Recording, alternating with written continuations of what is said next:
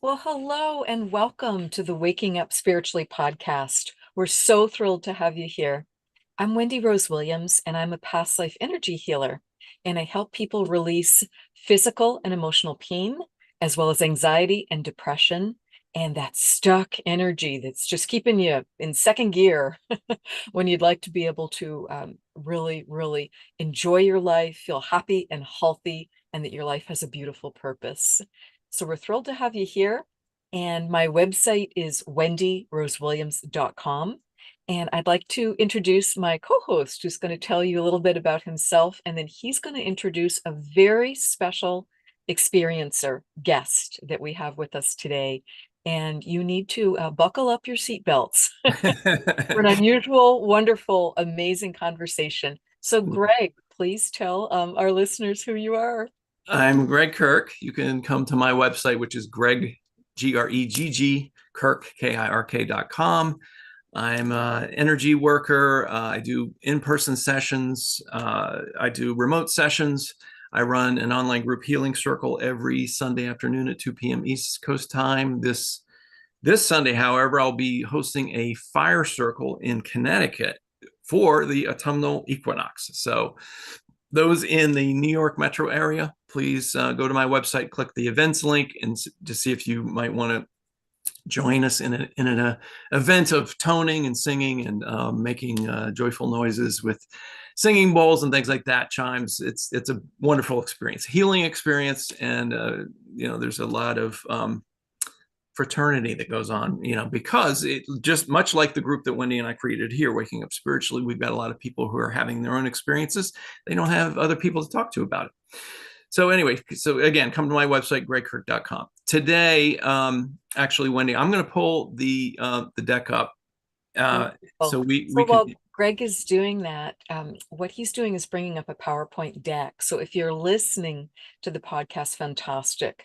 If you would like to see the podcast, you can visit our website, which is wakingupspiritually.com. And we go live in YouTube, and then we also share this on the podcast app. So whatever's most convenient for you. So today we are interviewing a man named Tony Rodrigues. Let me tell you a little bit about him. Tony is a secret space program experiencer and the author of 3 books. One of them is Ceres Colony Cavalier. Its sequel is Project Starmaker. And he's also written a book called Beyond Sight, The Hidden History of Remote Viewing and Psychoenergetic.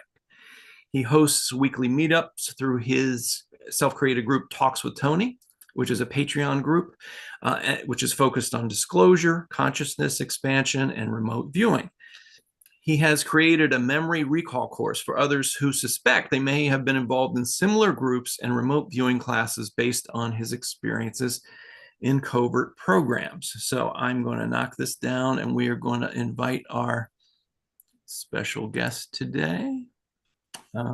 Actually, let me stop the sharing, and here we go. Let's admit our special guest, and hopefully he's got his coffee and he's ready to go.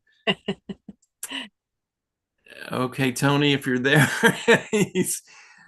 So Tony will join us in a moment. So Gregg, why don't you start setting the stage, and Tony will come right on in. Yes, let me just let me test him real quick. So yes, Tony. Okay, here we go. Hey, Tony. Good morning, Tony. Thank you so much for joining us. Thanks for having me. I'm great to be here. Okay, so just so I didn't know, but when you're in the waiting room, can you hear anything we're saying? I was out of the room. Oh, But yes. To answer your question, yes, but I wasn't listening. Okay. I was far away. I was poured another coffee. It's morning time for me. Right.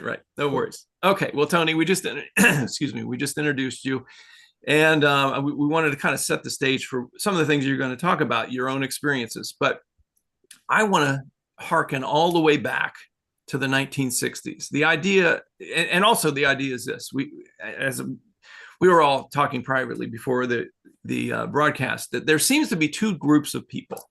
There's the group that Waking Up Spiritually tends to focus on, which is the people who have experienced interactions with angelic beings, with higher ascended masters, even interactions with Jesus or the archangels. But also other maybe possible interdimensional beings. And then you've got a second group of people who have had interactions with interdimensional beings, but also ETs. Or they're close encounters of the fifth kind, where they've actually been either abducted or they've had interactions with a range of different species of ETs.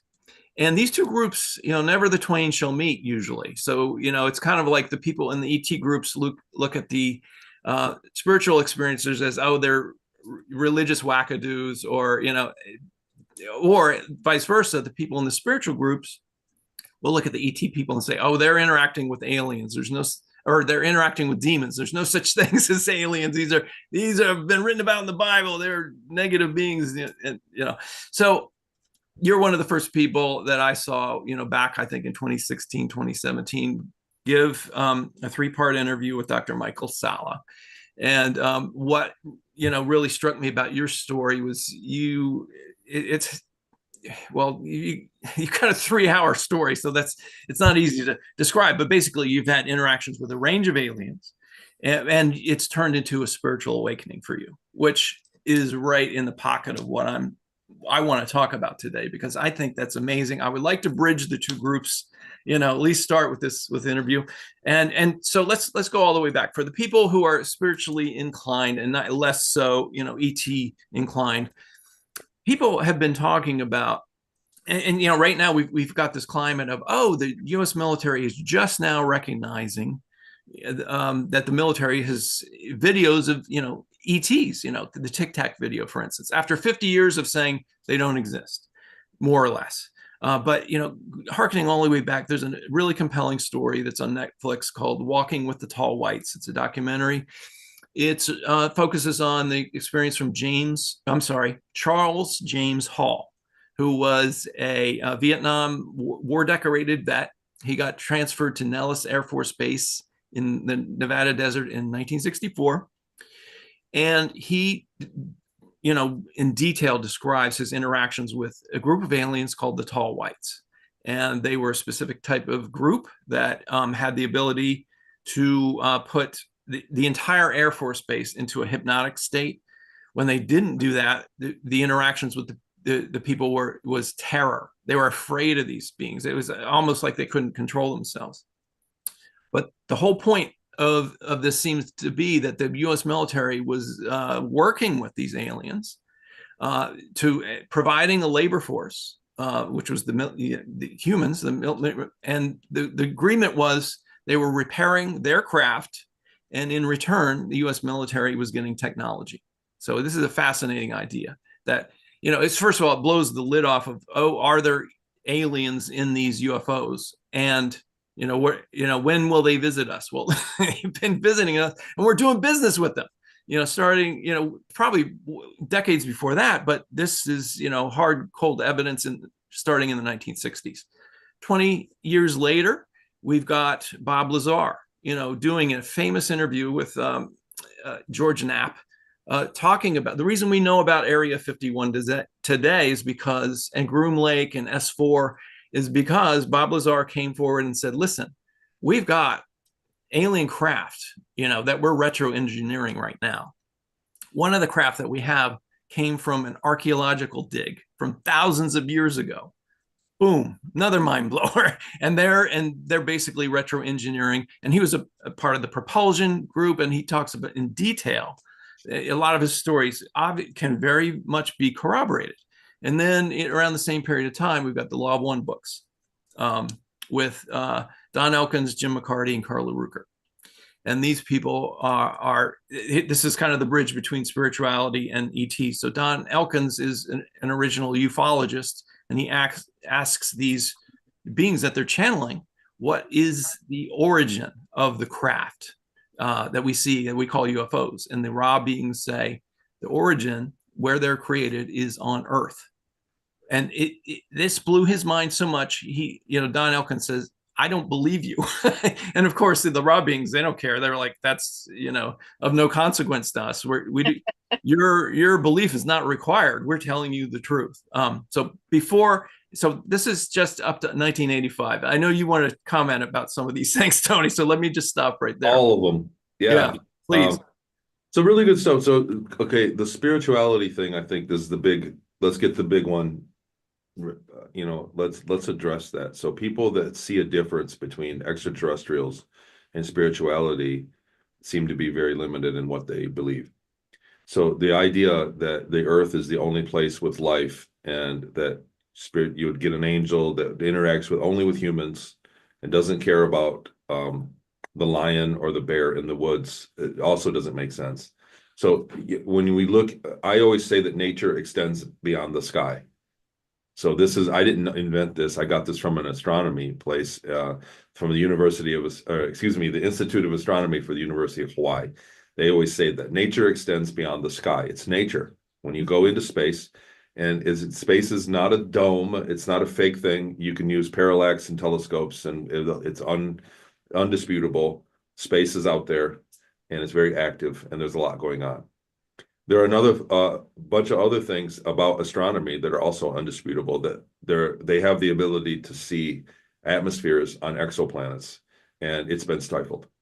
So big money has come in and stopped telescopes from being built that have the ability to detect life on other worlds, and this is absolutely provable.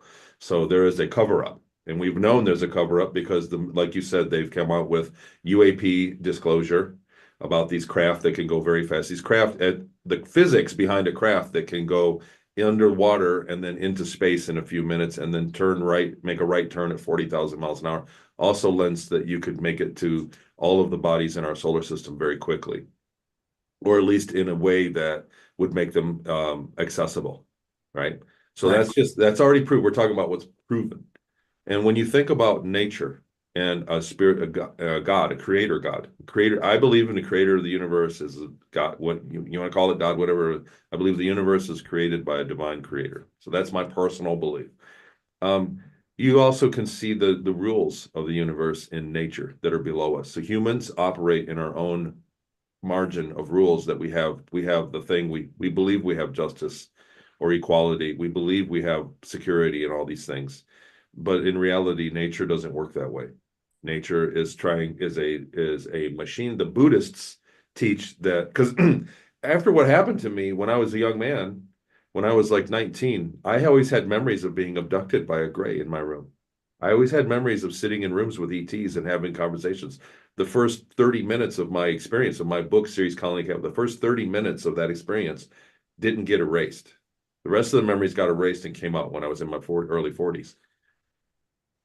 So I read the Bible. I thought, there's got to be, if the Bible is true, there's got to be something in here about ETs. They got to tell me that there's a gray ET somewhere. And there really wasn't at first, because I wasn't looking at it with the benefit of my memories, of all my memories. And so I read the Bible, I read the Quran, I read the Torah, there's even a satanic book. Know Thy Enemy was my thing. I read everything. I read the Chan Buddhist. There's quite a bit of Buddhist literature, or Taoism. I read from 19 till 25, I read every religious text I could get my hands on. And the purpose was to make sense of what I remembered. Somebody had to know this. Somebody had to know that the universe has other life forms that are smarter than us, right? And so they talk about angels and these things. The book of Ezekiel, really, if you look at it, is an ET abduction experience. So it wasn't God or Jesus that took Ezekiel, it was angels. Mm-hmm. And the definition of angels, somebody that lives in the sky, right? Lives in the heavens. Somebody from the heavens. Right. So also a definition of an ET. So when we're talking about spirituality and extraterrestrial, it's the same thing. There is no difference. Right. It's just so people are reflecting on what they personally witnessed. Right. So some people are being contacted by very advanced, I want to say species, but that's people. Yeah. Right. If it's a bucket of goo and it can speak 150,000 words, it's a person. Right. Or if it's a squirrel. The other thing is, from a squirrel's perspective, in the jungle, if you're a squirrel and you're walking through a jungle or a forest, you may come across a bobcat. You may come across a person, a human being, a hiker that would go, "Oh, honey, here's some, I have some trail mix," and feed you exactly the most delicious thing you ever had in your life. And they'll continue about their way, and you had an interaction. You go, "Man, there's some beautiful people. God gave me this trail mix that was the best thing I ever had, but it was just somebody naturally walking by. Or you may come in contact with another squirrel, or you know what I'm saying, like a bigger animal that is competing with you, and it's all of a sudden it's a terrible story. So it's just nature. That's what I mean. It's just the universe is a forest of species that extends, and when we get to a certain level, so certain species have the ability to access the forest. Like, an ant doesn't see the forest. It doesn't have the ability to travel miles and miles. Ants don't have that ability. So they're locked in their area. So that's what humans are currently. Us at Earth, we're the bulk of us, right? So the militaries can go. Some animals, birds, can travel around the world naturally, right? And so we have that same dynamic, and they interact with different species. And that's the nature extends beyond the sky. And it was the design from the original creator of the universe, in my opinion. That's what I believe. And so when you talk about spirituality, they're demons. Everything is a demon. That's not the truth. Astronomy is conclusive, and everybody should do some astronomy. If they have these big soul-searching questions, you're going to argue with somebody if the world's flat or if they're aliens or demons. You really need to go and join an astronomy club and acquire that knowledge of the stars. I thought everybody was amazed by the stars at night growing up. I thought that was something that just fired your mind, that you look up and you see all these other suns that probably have all these other planets, that probably have all these other people and other things around them. Like when you look at the sky on a clear night, I mean, it's obvious that we live in this, you know what I mean? It's obvious to us. We have one star next to us that's the sun that's up. So a general knowledge of basic astronomy. Number one, it's a great date too. It's far more romantic than taking her to a movie. It's taking her to the astronomy club, to the observatory or the planetarium, and looking through a telescope, and then grabbing dinner. Believe me, that's a great date. Try it. But that rudimentary knowledge of astronomy, of things called parallax, you can't have a flat earth with parallax. It's impossible. And so just basically not understanding these basic things opens the door to that. And if you're very religious and you think that everything up there is demons, then, knowledge of the number of worlds and the number of stars.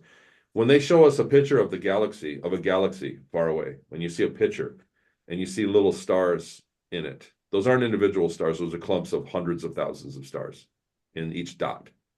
So that's the amount of worlds we have, and we have billions of galaxies. That.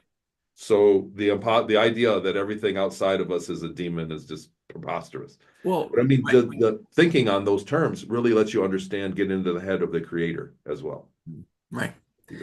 Well, and we were talking about different species of ETs, because some people, they can make the mental leap of, oh, there's extraterrestrials, and I've seen what grays look like, and they think that's all there is to it, and that they might be bad. Yeah, just grays. That's it. Only grays up there. It's just us, and then there's grays. But it's your whole squirrel analogy. Not only are there bobcats, there's all kinds of species. Termites and birds and parrots. And it's what we were talking about earlier. If you were on another planet and you were getting ready to travel to Earth, and your ET brother or sister said, "Hey, what do you think you're going to meet? What type of people are the Earthlings? Are they good or are they bad?" Depends on where you land. Right, exactly. So, it's the same thing with the extraterrestrials, the other species, the thousands of species. And anyway, so I want to get to your story now. So with this as a context, so we live in a world where we're not, we don't live in a cul-de-sac here, where we're the only people on the block. We are intergalactic beings, like you said. We've had visitors here for thousands of years, since the Earth, began, and there's many who say that we are brothers and sisters with we are hybrids, or whatever. And I don't want to go down too far a rabbit hole in that, but that's another possibility. And then but the interactions have been going on, and the ones that I was trying to hang my hat on were it definitely started in the 60s, as you can go view a video about it, and then Dr. Stephen Greer came out in 2001 and gave this big National Press Club conference of including military whistleblowers coming out and saying, yeah, we've been interacting with aliens. So anyway, but with that in mind, you're a young kid in the United States, and you're 10 years old. I was it in the 80s? When did you have your experience? I was abducted April 15th, 1982. I was able to go through the weather records and my school, my elementary school calendar, and did those the exact day, because the Easter break was the week before, the science fair was on Wednesday, and I was taken Thursday. Yep. Okay. So what happened to you? So just real quick, yeah. Right. 5 minutes or less. So some of this might be disturbing. It's very disturbing what happened to me, and I often look for evidence that would prove me wrong. And usually the evidence pans out in the other direction. I've actually uncovered a great deal of supporting evidence supporting and proving what I'm about to say. I went to school and in southern Michigan, and I was in Ypsilanti, Michigan, where I grew up on an old farmhouse. And I went to school with a boy who I was in the talented and gifted program, the top 5% of the school. We met on Wednesdays in the library, and it was advanced learning techniques like memory and cataloging and things. And there was a boy in there from the other part of the school that said that we didn't get along. He said, "My dad's an Illuminati. What's your dad do?" That was the famous words he said to me. We did not like each other. I was jealous of him being smart. I wanted to be the smartest kid in the class, and I wasn't. But he pointed me out to his dad, and I picked on him. And we had a rivalry, a very real rivalry for those months. And then in April of that year, we had the science fair, and his dad, who was apparently had a lot of credentials. He was highly educated, so he came in and volunteered to help out and be a judge for the science fair. When I walked by the cafeteria, we set up our exhibits Wednesday morning. When I walked by them, he said, "Dad, that's that boy I told you about." So they had a conversation, and the following night, on Thursday night, April 15th, I always get them mixed, 15th or 16th. I'm pretty sure it's April 15th, 1982. The following night, I woke up with a gray extraterrestrial in my room, and several other small, shorter, stocky reptilians walked in from at the end of my bed and paralyzed me. And it's a longer story than that. You've seen it. And carried me out. There was a flash of light, and I lost consciousness, and I woke up in a laboratory or somewhere. I woke up in a base or somewhere else on a stainless steel table with medical equipment around me, naked, and with a gray ET, a few gray ETs, a reptilian ET, and a tall white did come in and just visit for a minute and leave. And they were doing tests, like medical tests on me. So I was taken and lived what there's a phenomenon many people have called a 20 and back. And I was taken and lived for 20 years. So through an exotic technology of either time travel, cloning, consciousness moving, the exotic technology, it was described through William Tompkins' account and selected by extraterrestrials. William Tompkins worked on the Apollo program and said that there was a government program that could reverse age people. But I lived for 20 years in these programs, in first Black Op programs on the Earth. I was in a advanced remote viewing and research, and then in drug trafficking, and through a few programs on Earth. And then I was sold off. That was the verbiage. I was sold off to the military, to the secret space program, where I was taken to the backside of the moon, trained to be a support soldier, and shipped off to Mars, and was in a experimental program on Mars. And then that was canceled, and I was retrained to be ship maintenance, sold to the Ceres Colony Corporation. A Ceres is a small dwarf planet in between Mars and the asteroid belt. It's spelled Ceres. And they're inside the planet. On the inside of it were about 250,000 people that were Europeans that broke away, and after World War II. So they were the Deutsch culture, or the Germans. They did not identify as Nazis. So they're from that culture, though, that broke away and lived there amongst other extraterrestrial races. And I lived there. I did ship maintenance for 8 years. And I did, then I was promoted. I was a cargo engineer on a ship that did interstellar trade missions throughout the galaxy and to nearby galaxies. And at the end of it, they put me back. I woke up the next morning. I woke up April 16th, 1982, back in my 10-year-old body. I felt like I had been gone for 20 years. I was a different person. I was attracted to adult women for some reason at 10 years old. And because I'd already been 30 years old the day before. and went on about my life. I went to school the next day. I couldn't find the bathroom. I had, the teacher called, my mom concerned. I asked to go to not a big school either, not a school where you could forget your way. But for me, this passage of time I had the feeling of the passage of time. Um, and I lived my life. And I was no longer the top 5% of the school afterwards. My emotional and mental state was greatly diminished after what happened to me. And later on in my 40s, I got an MRI scan. I got a medical checkup, and she said, let's just be safe and give you a scan while you're here, your first time with me, my new doctor.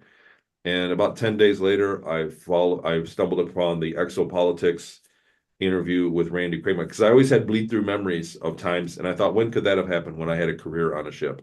I had memories that would bleed through where I was a cargo engineer on a spaceship, flying over another planet or visiting another world. And I thought, when Those could that come have to happened? you consciously, like in your everyday life, or was it typically in your dreams, Tony? Both. It That was both. So right before you wake up, right in that theta state is when you really can access memories. And so first thing in the morning, I would get these memories and I would go, that was weird. But it felt like a memory. So a dream, this is the quickie. In a dream that you're walking on a beach, you can't remember how you got there because you didn't get there. Your dream, you appeared on the beach. It began on the beach. You walked and you go, how did I get here? Boom, you're in another dream. These memories were different because I could remember how I got there. I could remember waking up in that morning and taking a shower and riding a train to the hangar and then getting on a ship and going. So I was like, what? And I thought, what is this? When could that have happened? It just did, and that's what I said. It really that's these memories like that are what put me on that spiritual search. I thought there has to be text of this. There has to be evidence to, you know what I mean? Like if this happened to me and I knew it was real, and it was something I kept denying. Well, I didn't find it, so it must be something else. would you Couldn't consider find it it. a parallel life? Did that thought enter your mind at all? I thought I thought that I was abducted several times. I Mhm. thought that unbeknownst to me, I thought I remembered the original abduction and I was a kid and they put me back and then I was a little bit older. But I always remembered Seattle, I remembered the years of boredom in Seattle and always saying, it's Washington State, not DC. We would always say that when a new kid came. Why it's Washington State, not DC, because everybody goes, where am I? Where The are we? other Washington. And so that memory was pervasive. It was very, it was a torturous time. And so that memory was always there. And I thought, when did that happen? I never had. And then when I was young, when I was 11, I asked my mom to ride the Fauntleroy ferry. Can we ride the Fauntleroy ferry? I always wanted to when I was in San. She said, what are you talking about? Where is it? We had no knowledge of it. I'd never been to Seattle, no knowledge of it at all. My mom's a witness of this.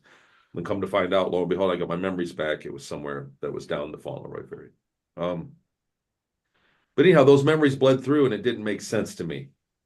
So when I saw the Randy Kramer account on Exopolitics in 2015, May of 2015, he explained that they take people for 20 years and they can use time dilation and different technology. And the military is taking people for soldiers that work out there. And he said they take you for 20 years and put you back. And I went, oh my God, that's what happened. And then at that very moment, I began to accept the memories rather than stuff them away because they were crazy. I thought these are crazy memories. My whole life I had them. I said, just ignore it.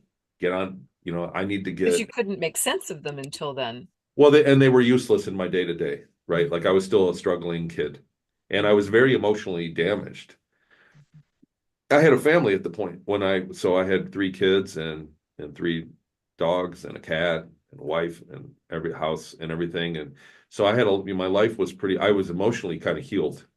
But when I learned about it and I thought, oh God, they took me for 20 years. And then I thought about it and when I started to take the memories and then put them in order, I went, oh God, wow. And then so within hours, this was in the afternoon, the Randy Kramer video, and I got the big surge of chunks of memory came back. And the following morning, so then I quit. I was working and I went home and had dinner and I was still like pondered it all. And the next morning I thought, okay, all right, all right. And I went on Google Earth and I remembered Peru and Seattle and Inyokern. And I thought, I'm going to look there. And I just kind of looked around. And I went, oh God, there it is. There's the house. So I had the memory. So, you know, I mean, like there's a lot of places in the world that neither of us have been. So have you ever been to a place called McBain, Michigan? No, right? Most people haven't. It's a very small farmer community, beautiful place. Imagine if you woke up and you had 2 years worth of memory in McBain, Michigan. You knew where the fishing hole was. You knew where the best food was, the cafeteria. You knew the road that was bumpy. You knew to walk that the rocks were soft on your feet in the mud puddle, and this mud puddle, not that one. And you had this kind of memory just happen. And then looked on Google Earth and saw, oh shit, there's a McBain, Michigan. Pardon my language, but oh, there it is. That was what happened to me in May of 15. And I went, oh, wow. And I thought, I lingered for like 3 days before I told my wife. And I took A her, I lot took of the phone. integration. I was just in shock. I was absolutely in shock. I found the house in Seattle, then I found the town in Peru, then I found Inyokern. And I went, oh, geez, I was exactly how I remembered it. I had all these memories. And I was like, what do I do with this? And my wife, very religious woman, said if ETs are real, they'd be in that Bible. Didn't believe in it. And I said, look, I made a campfire in our yard. We had a fire pit. And I went out one night. We had some drinks and I poured her a drink. I said, look, I need to talk to you. Please come and sit by the fire. Set my phone down and took her phone and set it away. And we went by the fire and I just vomited all of it to her. And I said, look, I understand that something could be wrong with me. Please prove me wrong. I said, I'm going to give you a point and I want you to disprove it. I want to do, let's just tell me, you know what I mean? Like you're going to talk me into no ETs exist and I'm going to talk you into this 20 and back happened to me. And let's do this. And for 3 nights, we did campfire and drinks every night for 3 nights. And she said, look, I can't. Mhm. Because It's too much. it's the details of your story that make it so compelling. Right. Yeah, you've got so many details. That's what struck me. Also, your sincerity. You can tell you're not a bullshitter. You got no reason. Everything you've gone through is a lot of it's hard. There's no reason for you to bring this up other than for you to reconcile it with yourself, to make sense of your life and your memories and everything like that. And to I've have done, any listeners who might have had this experience, a similar experience, or just, leaning into your heart and leaning into your own discernment of what's true for you. And this is taking me to two of the previous podcasts that we've done, Gregg, one with Bob Snow, Portrait of a Past Life Skeptic. It would be a great one to link here because that police detective worked so hard to disprove reincarnation and instead ended up proving it. And this is also taking me back to our episode on past life pilgrimages. Mm-hmm. You've been somewhere before, but just are trying to understand how those details, like you said, what it feels like to walk on those rocks or walk on that sand or where the best food is or how to navigate. Or just our last one with Sharon Kumara, who, she had a near-death experience, leaves her body, has an interaction with Jesus, and then he takes her to a water world Planet where she is this mer person. And, what blew my mind was I asked her, I said, well, was that a past life? She says, no, it's happening now. It's a parallel life. So she's living on another planet while she's living here. So, I mean, all she these things are also possible. remembered Jesus, Yeshua walking in from the great central sun. Right. Because there is a lot of correlation between Yeshua and galactic activity. So I think that is part of our bridge between these two different camps or two different worlds. And I, like many people, and I know we're not going to have that conversation in detail, but I'll just say it in a sentence. I'm what's called a balanced hybrid. And I recall many lives on other worlds and in other galaxies. Gregg, that's how I recognized you when we first met via Facebook. I'm like, I know him, and I know it's from another planet. Right. But also many lives on Earth. So there really is no division. We are them, they are us. It's just becoming the literal, we are one with this consciousness raising. So Tony, I'm so sorry for the things that were very difficult for you. Can you tell us now that you're an adult, wonderful, high functioning man, like how you integrated some of it? Hmm. Um, You may well, it's still be ongoing. integrating it. It's ongoing. I'm not perfect. Oh, So that's the first thing I'll say is, it's one thing to be on a show like this and be articulate and have my most best manners on, but I'm still not a perfect person. I still wear a lot of damage. I have a lot of emotional right, problems that right. I think the thing is, when you have an emotional problem internally, you just think everybody does, Mhm. right? You think it's everybody. So if I get mad at my pet peeve, I think everybody gets mad at it, but that's not always the case. So you have your own things. Definitely not a perfect person. I would never claim to be. And I was None of left us with, are. yeah, well, I was left with really devastating emotional problems as far as relationships go, because I was lonely for a long. I was well during that time.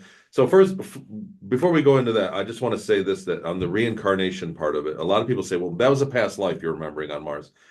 Well, the thing is, when I was in Seattle, I was I looked the same in the mirror as I do, and it was during the time it was from 85 to 86, 84 to 86. I was in Seattle, and I had access to the television and the radio, and it was the same songs and everything. It was the same time. But then I had the lineage, but then when I woke up the next day, April 16th in 1982, it was continuous of that experience.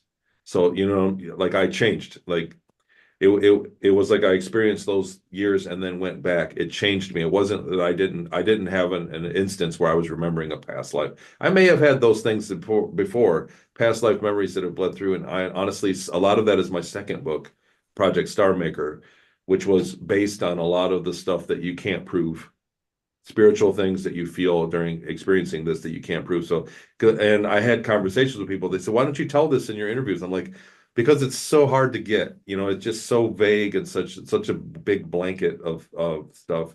And so I got talked into. Jackie Kenner talked me into writing Project Star Maker for that reason. Okay, but integrating. So what I went through, I was, basically slave labor for an organization of the military that was working like you said, with these other extraterrestrials, the tall whites. They're all a big organization, and it's about labor. It's about manpower, which is a very valuable thing. When you think about somebody's manpower for 20 years, what is the dollar amount on that? And they get it for pennies on the dollar, if that tenth, thousandth of a penny on a dollar. Um, but during that time, I was badly abused. I was kept with other people that were in the same situation I was, so we treated each other bad. I was not allowed. I lived as a slave, so I didn't have control over things. Who I would interact with, what I would eat, what I would wear. I didn't have those. I didn't have those decisions to make, and so as a result, I grew up making those decisions poorly in my life because I brought those habits back with me. I brought back eating problems, eating disorders with me. I brought back sexual disorder problems with me, um, emotional disorders, PTSD, claustrophobia. All these things happened in one day. I was, on April 15th, I was a cocky, arrogant, brilliant kid. And on April 16th, I was a broken, quiet kid. And, like that's the reality of what happened. And so I still struggle with a lot of the things that I experienced. And I'm not whatever, I'm not complaining about it. I'm very, what, right now it turned out okay. So it turned out okay. So I'm living in a really good place right now. After having my memories back, the claustrophobia, for instance, when I got the memory recall, I was able to think about what caused me to be afraid of small places. And I went, oh, well, that's it. I didn't know the cause of it. I just had the fear. And when I got my memories back, I went, oh, it was just that. It's not that big of a deal. I was like, it was just that. And so after the memories, I was able to heal a lot, like you said, integrate. And over time, and during that time, so from 82 till 2002-ish, there's a gray area there. It's more like 2000. It's a long story. But I was a very, very, very angry person. I was an introverted, quiet. I had emotional, I couldn't keep a girlfriend for the life of me because I was just emotionally dust. You know what I mean? Like emotionally, it was terrible. After that 2000, I woke up one day and I was a completely different person. So it was as if there were two of me and we were both mentally less. And then at the end of the 20 years, the other one ceased to exist. And I got my mentality back. Within 6 months, I met my wife and stayed married for 23 years. So my 20 and emotional growth. back. That's Yeah. that's going right back to what you said of 20 and back. Yeah. That's right. So during that period of time, you almost had two consciousnesses that were not, they were half of what you really are. Firing off the same battery. Exactly. Yeah, exactly. There were two of me at the same parallel time. Like I could have met myself. So it's a clone. I believe that it's cloning Yeah. is the secret behind it. They clone you and they move some of your consciousness into the clone. So there's two of you. Right. Then they only do it for 20 years because the original one can get damaged at that point. So they stop at 20 years and put you back. Right. And you just wake up the next day. But I experienced that clone 20 years first, and then my regular life of the 20 years. But at the end of it, and I see this is a very real phenomenon. So it's also, like you said, Wendy, for people that may feel like they see my interview and they feel like so I've been contacted by well over 2,500 people in the last 8 years that I've worked with one-on-one that said they've seen a show like this and they go, oh God, that happened to me. And they email me. And in the beginning, I did hundreds and hundreds of them for free, just phone calls and Zoom calls and emails. And I worked with this. And after a while, there were times when I got to a point where I was doing shows. There were times when it was 5, 6 a day. And I just couldn't do it. So Jackie Kenner, who's my book editor, brilliant girl, she's a business coach. She goes, charge. And it was $100. And those I was doing 2, 3 a day, 3 times a week, 4 times a week for years. And then now I've raised it to 300 because I just don't have time for it anymore. And they're still coming. And these people are wanting to process their own damage. And so they're desperate for a lifeline. They're like, please talk to me. And I'm like, look, I don't have time today. And they get upset. And so like, I really had to step away from it. Like I said, I raised the price to keep people away. I would do it for free. I'm not about the money. This isn't a business of mine. Right. But what I'm saying is it's common. Yeah. There's a lot of people that have the memory bleed through the way that I did without the memory recall event. Maybe an MRI scan was the thing. Maybe not. I don't know. Yes, But tell us what the MRI scan showed. Was there something unusual or surprising or that made the penny drop for you? no, It I was think that the infuriating, magnetic right? field just defeats a certain type of the technology. Okay. They put something in there that keeps apart areas of the brain. So from what I remember of the brain, the erasing process, it was not one pill. It wasn't one treatment where they hypnotize you or give you a pill and then boom, your memories go. It was several stations. Like they worked on each area of the brain had a different method that they were using to erase faces and names, and then sounds and sights, and then emotions, and then memory. Like they had different stations that were like industrial strength hypnosis in conjunction with drugs. I was getting shots, and they were working on stimulated parts of the brain to erase your memory. And that's so I think the MRI defeats some of the, it negates whatever they do on some level. Right. Anyhow. What are some of the commonalities that people, the 2,500 people and you, what would you say for people watching? What are some common threads that a lot of people remember with the bleed through memories? Well, the time frame is what is, so it's rare. It's true. It's true that some people have a pleasant experience of contact, and they contact me and it was a pleasant experience, but it's very, very rare. Most people are taken into and so what I'm really speaking to is possibly a pie slice of the whole part of contact. So somebody that's contacted by an angelic being or an angel, they really don't need to sort out what happened. Right. So they were blessed. So they don't need counseling for this. Right. So the people that come to me are the ones that are kind of more through a military program. Right. And that's the first thing I ask: mom, dad, aunt, uncle, neighbor, sister in the military. And overwhelmingly, upwards of 70 to 80% of them had dad or grandpa in the Navy or the Air Force. So overwhelmingly. Sometimes they live near an army base and mom worked at the commissary for a summer and then they got abducted. Sometimes they had a relative, they move around, but there's usually a military common denominator. So once you're on the radar genetically, it's genetics. So not everybody has the genetics to participate. So but then the thing that I work on, I'll tell you, I'll give it all out because like I said, it's not my business model. The thing that stands out is the intake. So at every abduction where somebody's going into one of these programs, these augmented programs where it's a time travel and they go back, there's an intake event and there's an exit event.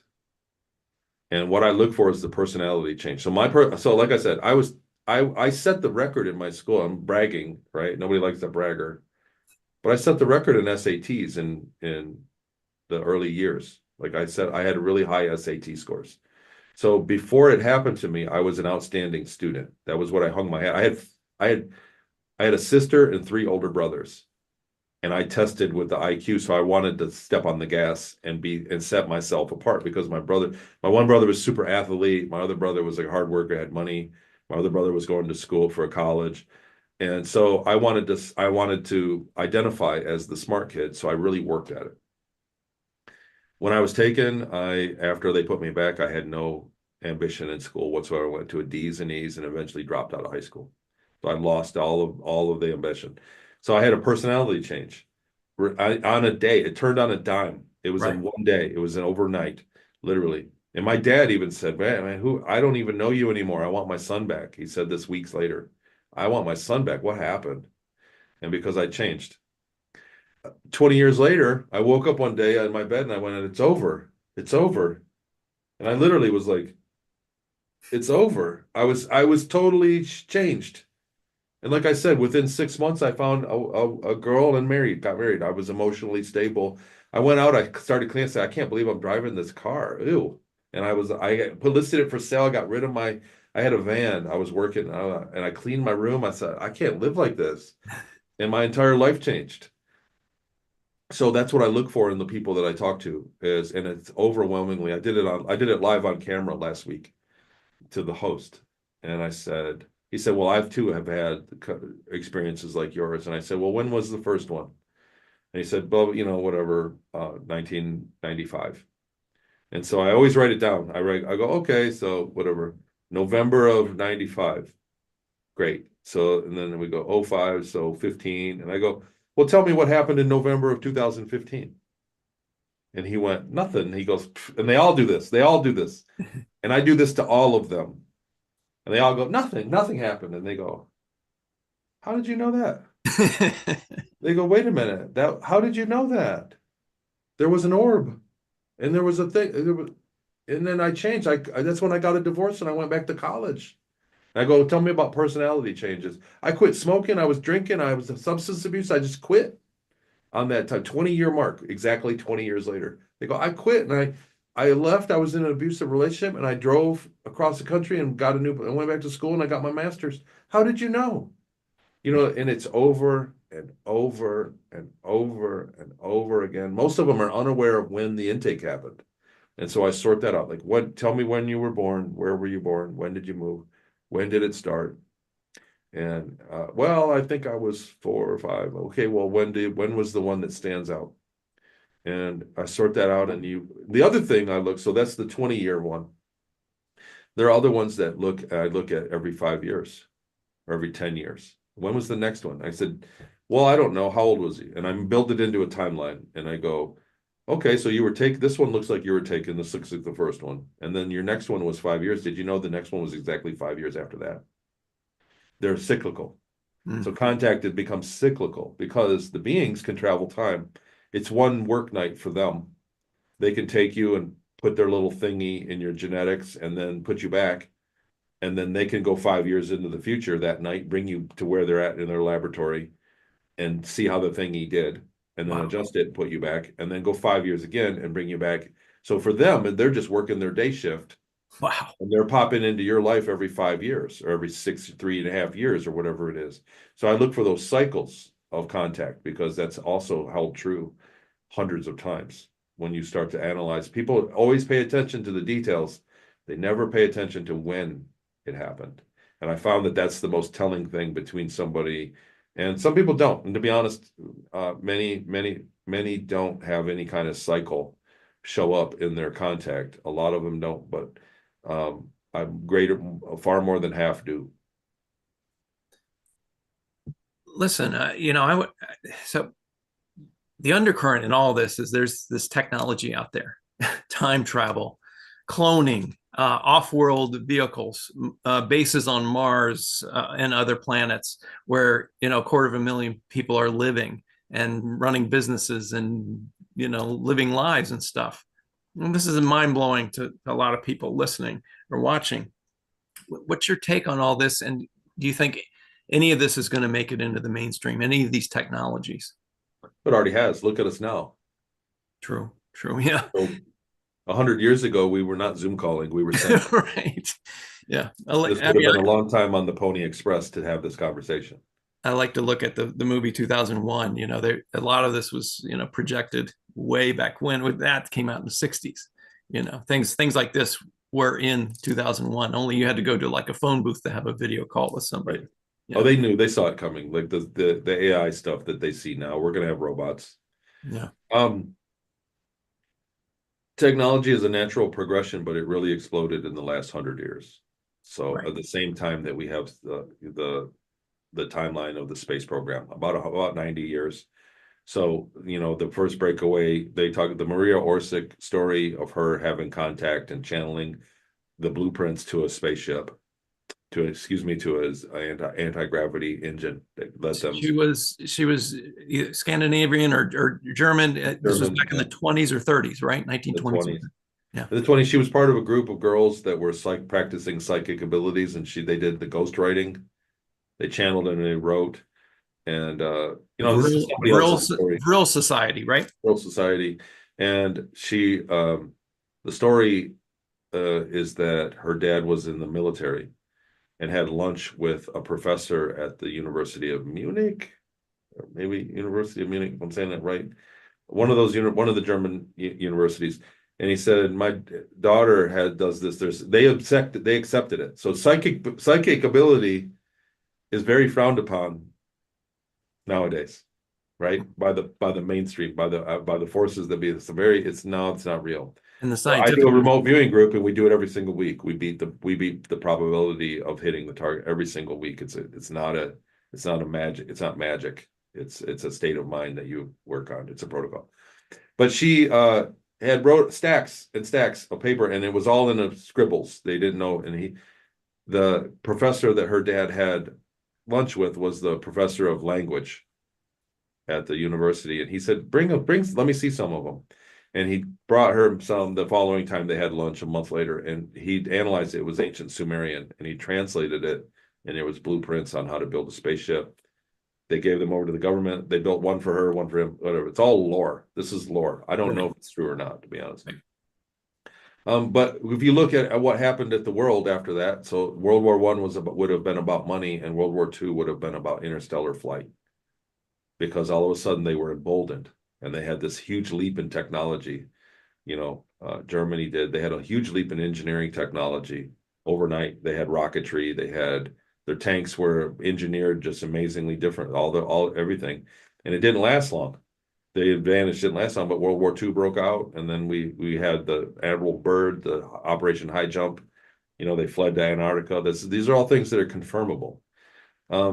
And then it ties in with what I remember from Ceres Colony Corp. Ceres Colony was an older colony. It had signs of where there was rust, peeling paint here and there, and it was modeled after European cities. These are huge caverns inside the Ceres planetoid that had streets, and they were modeled after European cities. So there were replica European cities on the inside with lights and all that, artificial gravity. And so there's just people that made contact with advanced civilization. So if you're an Indian tribe or Indian's not the right word. If you're an Aboriginal tribe in the Amazon right now that is living quite well, the same way that you always have been, and one of you wanders off and goes out into the street and gets picked up in a car and sticks around and learns the language, you become part of this new society of high tech. What makes you believe that there's not another society with higher tech than what we have? We are not the apex of technology. We're definitely not. And, we're very wasteful. We don't get along. We're not teaching our kids right. The upbringing of humanity needs to be standardized. I hate to say it. I hate to sound like a conformist, but it's true. When we standardize the experience for children, we will have peace and violence will stop. All these things. It's childhood trauma that fuels the crimes in the world, right? The addiction, the violence, all of it, all of it. Even the leaders, even the crimes our leaders commit against us is because of how they were neglected as children. So once we standardize that experience, mankind will literally ascend into a different existence altogether. And these are things that we don't have yet. So we will. And when we talk about reaching species that have their children give their children a healthy existence, those first out of your world, if it's 100% healthy, you're not exposed to a bunch of stuff, you're not exposed to these things. Like imagine a society like that, and then us coming in contact. We are absolutely barbaric. If you look at our children, that's the pulse of a species. Is its children. What is the experience of your learning experience growing up from 0 to 3, from 0 to 10, 0 to 21 or 18? That experience is not standardized, and the trauma that results of those years individually is what our society is made of. And so when you take a society that has from 0 the same exact healthy experience the whole time for generations, these are people that are not broken. These are people that are healthy, mentally healthy. So I'm talking on another tangent, but it's true. But that's the smoking gun. It's the silver bullet for everything. Right. It is literally the silver bullet for all of our woes. It's because we have individual trauma from our childhood, and we act as fools. That hasn't been healed, that we haven't had the ability to heal. But I believe every day is an opportunity to do that. And it's just perhaps that's how we're meant to evolve, is to be healing that, like you integrated and healed and are continuing to integrate some very out there experiences, as have all of us, just whatever category they fall into. What I'm saying about that is, I don't want to be doom and gloom, like people are broken, right? So yes, healing is the challenge, and that's actually what we spend our energy on. Most of us are spending a great deal of our life recovering from the beginnings of our life, right? So that's what our society, what I'm saying is that's the pulse of our society we're in right now. And sadly, when we look at school and the experience for children, it seems to be going down. The trend is downward. So it's not hopeful at the moment. So what I'm saying is this is the silver bullet. Standardizing the experience, the emotional, loving experience for children, standardizing that will rid society of so many negative things. And also look at the energy you waste healing. So you spend your whole life sorting out your problems, sorting out when you could be getting on with learning and sharing things and developing things. Creativity is the highest form of intelligence, and you're not creative when you're healing.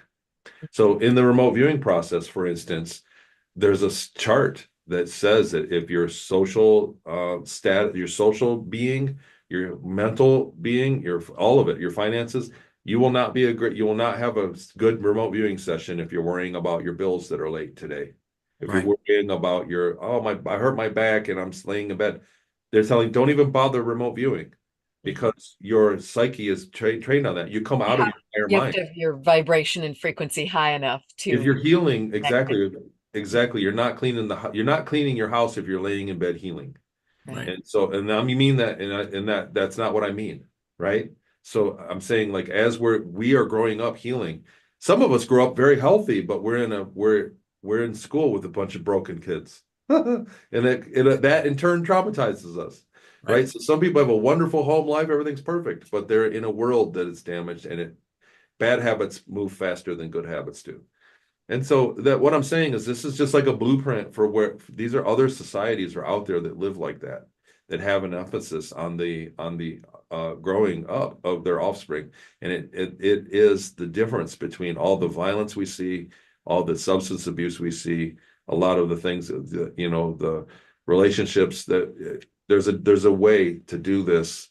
And that, like I said, that's the silver bullet. And when we talk about ascending and other advanced species, like that's the emphasis. Mm-hmm. Mm-hmm. Tony, do you feel that there's any collective consciousness raising? Have you heard anything about the concept of a flash of light coming to help us move up as humankind? And do you have any belief? And it's fine if you don't. I completely respect that. Well, there's evidence. Raising or vibration? Well, no, there's evidence of it. So we're at a difficult time where a lot of people are discovering the truth about consciousness, like not what you learned in school. So we're at the time where people are discovering their abilities, like you said, having past life memories. There are people that are very precognitive. They're having, people that are very intuitive, people that are telepathic. These are all happening. And you've always been told that that's hogwash. That's the mainstream boom pressing you down. But what's true is it's growing. So there's a friend of mine named Suzanne Spooner, studied directly under the wing of Dolores Cannon, who invented the quantum healing hypnosis technique, Quantum healing QHHT. hypnotherapy, yes. So hypnotherapy. Yeah. So 20 years ago, she said she was doing the technique back then, 20 plus years ago, or whenever that was, when they were in the early time of Dolores Cannon. She said that only people that had high intuitive ability, psychic ability or high intuitive ability would remember the session. So they would put people under, it'd be 3-4 hours of a hypnosis session. And at the end, they'd say, what do you remember? They recorded it. And they'd say, what do you remember? And they go, man, I don't remember. I remember you telling me this part. And there'd be hours of a gap that they had no memory of. However, people that were psychically inclined would remember the whole, I remember the whole thing. Right, because you're more comfortable with integrating the various stages of consciousness. That was my first training for. I am a past life regressionist, so that was my first training was with a Dolores Cannon student. So nowadays they all remember. So Yes, nowadays I everybody agree. remembers. I agree. There's some differences. So what that is that means that if the process didn't change, but the people are reacting to the process differently, that means that across the board, mankind changed somehow. There was an evolution. Exactly. So that's what I mean. That's an evidence. That's a piece of evidence there. I mean, correct me if I'm wrong. You do it more than me. And I refer to hypnosis. People come to me about what happened to them. They want their fragmented memories. And I always say, do the memory exercises first. Hypnosis is more like a surgery. Do the therapy first. Do the memory work, do the emotional work, and then if you feel compelled, get the hypnosis, right? Nowadays there are $200 courses for hypnosis, and there's so many people that do. I say it's like getting a tattoo. So you can get a jailhouse quality stick figure ugly tattoo, hypno session, or you can get somebody that's a brilliant artist that can write you a beautiful tattoo.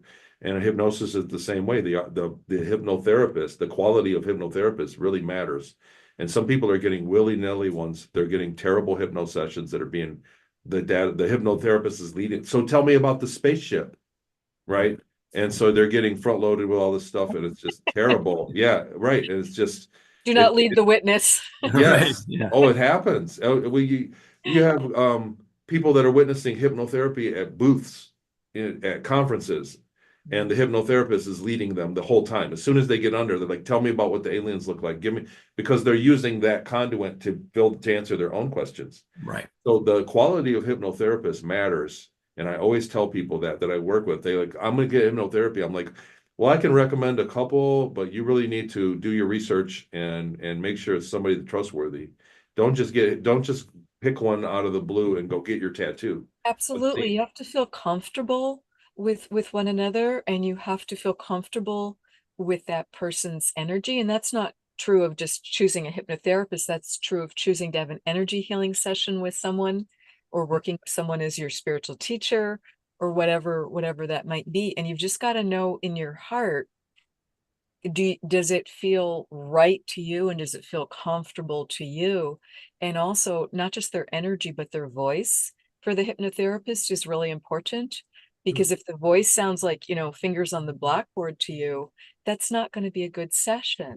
And just let it be, find someone else to work with.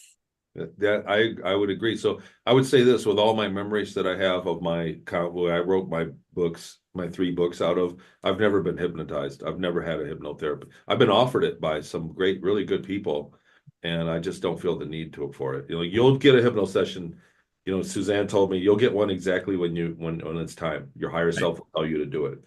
But I've certainly worked with people that had a bad hypno session. And when I do their timeline and I go, that doesn't make sense. This must have happened. Something disrupted. This, and this happened. They go, no, no, no, I already know.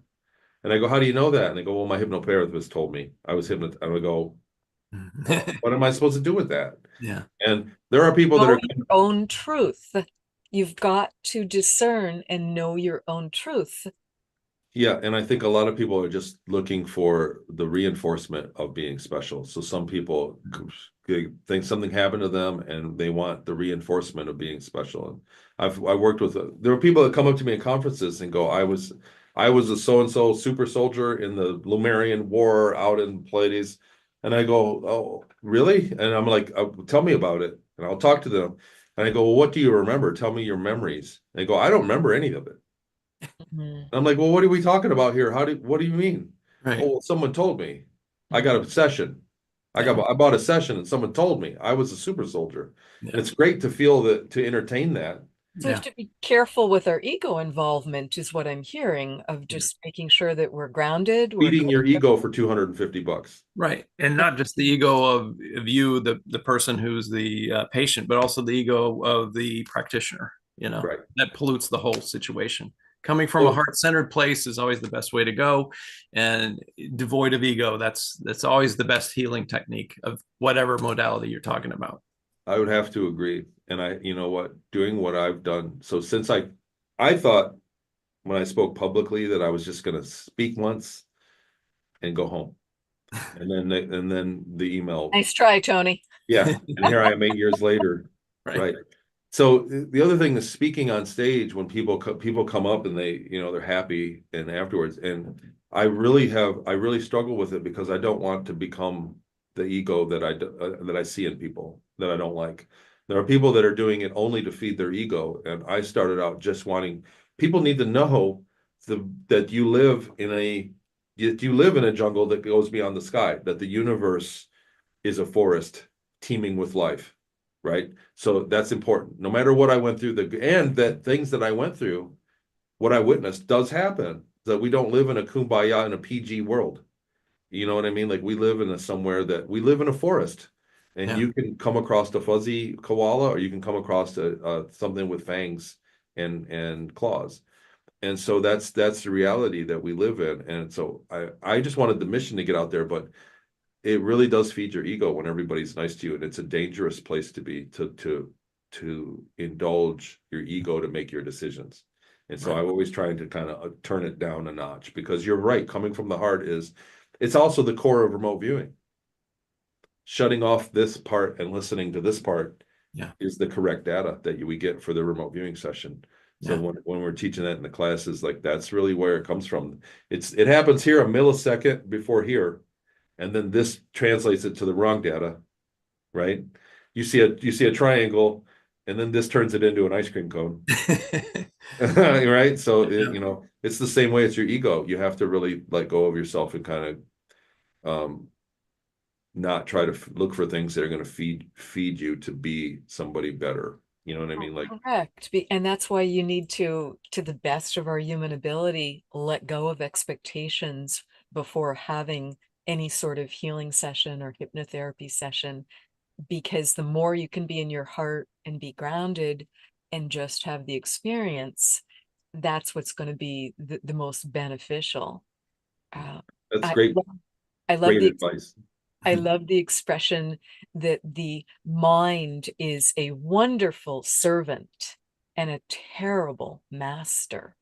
because we're really meant to be operating from our hearts. But when we've had a lot of experiences that have evoked fear and anxiety, and we're worrying about the future too much, we're not in the present moment, then it's not, life isn't making sense.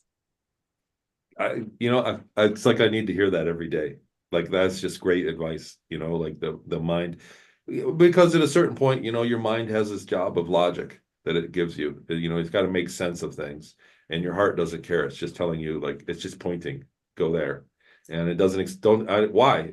Just go. True north. Yeah, just get going. So, well, but why though? It's rainy, like, so that's the kind of, it's the same thing. For the audience, I want to explain the remote viewing thing is that the first program that I was in was a remote viewing research program. And in my book, Beyond Sight, I give all the paperwork. I found a paper trail, the funding and the program, and I explained what I remembered I'd gone through. So what happened was we started kicking around. I did some things I remembered years ago and started a group about it on Patreon. And it started getting good. We started doing remote viewing just for kicks, and we started getting good at it, and I started teaching it, and then went to Kern physically and got even more memories of it. And I went, oh God, this is what I did. This is what I wanted. The first place I was taken, I went, it was remote viewing. And I saw those videos that you did at Kern, and the look on your face is pretty priceless. Like it's clear recollection that you've been there. Yeah. It was visceral. That was the exact building I woke up. So when the ETs took me, I woke up, I was in a laboratory, and they said, we're going to borrow your consciousness for 20 years. Verbatim, that's what they said. Put me on a table, gave me a surgery, and I woke up in Kern in that very place that was in that video. I woke up in that very spot. So I eventually did return to the place I started the 20 years, the very moment that I was just in shock. It was 3 days before I really got my wits about me. I was in a very bad way, and this is years after I'd already been speaking about it publicly. But the remote viewing, I started doing it and teaching, and I thought, this is great. It's so much fun. We have a target in an envelope that's just got numbers on it, and then they go through the protocol and start whittling away little bits of data, and we sort out remote viewing, and they remote view it. And so we all get together and share it on Zoom.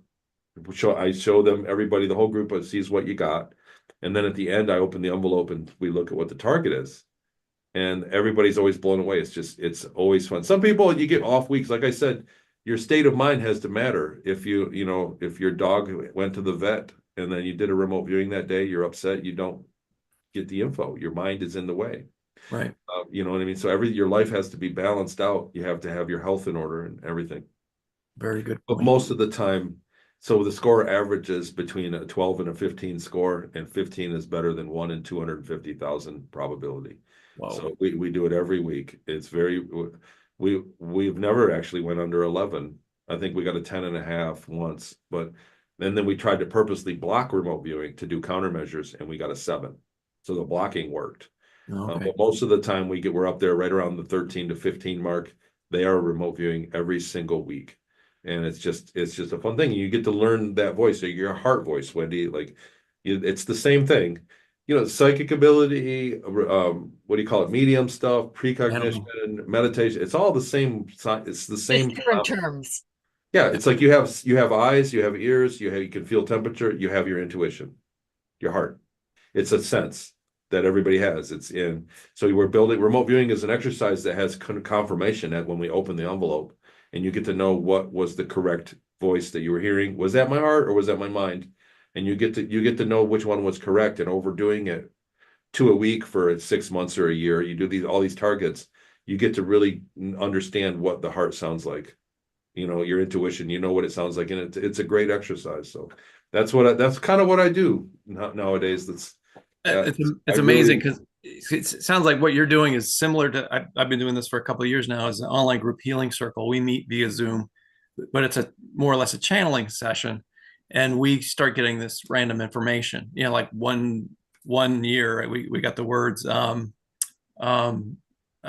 Excelsior ad infinitum, Latin, like what that, it just means onward. And upward forever, into infinity, upward to infinity. I'm like, what's that? Oh, Where did that come from? Or, people are in other groups from Paul Selig and Barbara Marciniak, and the channel information starts coming through, and I'll start saying some things that I don't ordinarily think about. And then the people in the group will say, I was just in a group 2 days ago and Paul Selig said this, and it's exactly what you said.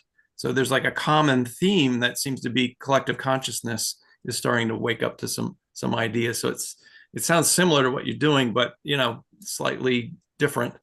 But I love it that So we don't need to get into my story, but I had a traumatic story not related to government programs, but I had a spiritual awakening at the end of it, and like you, help other people who've been through that particular experience, Lyme disease, and I'm running a group of people who are trying to make sense of their experiences and are trying to tap into universal mind, universal consciousness, whatever it is. And you're doing something very similar. I think it's amazing. I know there's other people like us doing these kinds of things where we turn the trauma into something positive, and then we try to help other people, and then we try to raise that even up. It's not just about, because it started off as a healing thing for me, and then healing, help other people heal. Now it's going up into something else, raising the planet, consciousness raising, whatever. it spreads, and so we are on a certain, even when you look at it scientifically, and in a lot of the old CIA documents that I study about we function like one organism. So, the subconscious mind functions more like one organism between us all than individually, just worrying about our 3D needs.